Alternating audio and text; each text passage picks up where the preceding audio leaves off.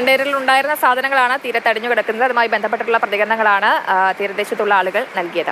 കൊല്ലം തീരമേഖലയിൽ കടലിൽ ഒഴുകി നടന്ന തടിക്കഷ്ണങ്ങൾ മത്സ്യത്തൊഴിലാളികൾ ഹാർബറുകളിൽ എത്തിച്ചു. തകർന്ന കപ്പലിൽ നിന്നോ കണ്ടെയ്നറുകളിൽ നിന്നോ പുറത്തേക്ക് വീണ തടികളാകാം ഇവ എന്നുള്ളതാണ് നിഗമനം. ഇന്നലെ രാത്രി മത്സ്യബന്ധനത്തിന് പോയ ബോട്ടുകളിലാണ് തടിക്കഷ്ണങ്ങൾ വന്നിടിച്ചത്. ബോട്ടിന്റെ എഞ്ചിനുകൾക്കടക്കം കേടുപാട് സംഭവിച്ചതോടെ തടിക്കഷ്ണങ്ങൾ ശേഖരിച്ച് വാടി ഹാർബറിലേക്ക് എത്തിക്കുകയായിരുന്നു.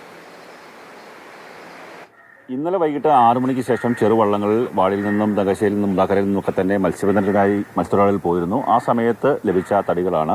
ഒന്നുകിൽ കടലിൽ തകർന്നു വീണ കപ്പലിൽ നിന്നുള്ള തടികൾ, അല്ലാത്ത പക്ഷം ഈ കണ്ടെയ്നറിൽ നിന്ന് പൊട്ടി വീണ പുറത്തേക്ക് വീണ തടികളാണ് ഉണ്ടായിരുന്നത്. അവയൊക്കെ തന്നെ ഈ ചെറുവള്ളങ്ങളുടെയും ബോട്ടുകളുടെയും ഒക്കെ തന്നെ അടിത്തട്ടിലും എഞ്ചിനിലും വന്ന് ഇടിച്ച് അപകടമുണ്ടാക്കുന്ന ഒരു അവസ്ഥയിലേക്ക് കാര്യങ്ങൾ പോയി. അതോടുകൂടിയാണ് തൊഴിലാളികൾ ആ തടി നേരെ എടുത്ത് വാടി പ്രദേശത്തേക്ക് എത്തിയത്.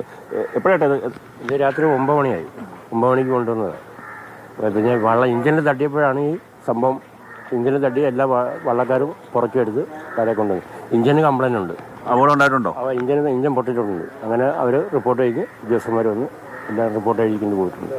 ഉദ്യോഗസ്ഥത്തെ കാര്യങ്ങൾ പരിശോധിച്ചായിരുന്നു? അവർ വന്നായിരുന്നു, രാത്രി വന്ന് നോക്കിയായിരുന്നു.